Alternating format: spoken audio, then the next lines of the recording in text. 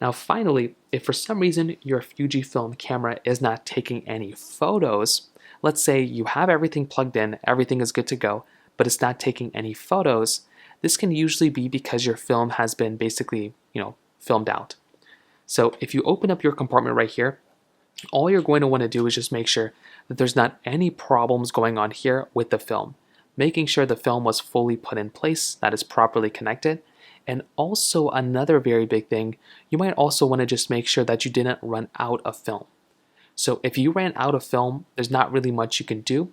You're basically just going to have to wait out until you basically either buy more film or you get more film somehow. So go to the store, get more film, place it back in. That's another very easy way to kind of address this too, because I've seen a lot of people run into that problem, and usually just replacing the film will end up doing it. So you also want to make sure whenever you plug it in, it's clicked into place like that. Before it was not clicked into place, that can also give you some problems as well.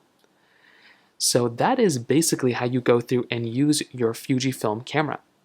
I really enjoy it. It's a really, really good type of camera like this.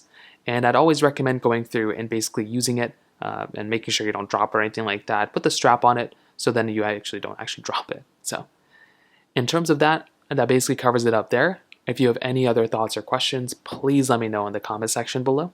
Hit the like button, that would mean so much, but definitely hit that subscribe button. More importantly than everything else, I love every single one of you guys. Hopefully I'll catch you guys in the next video.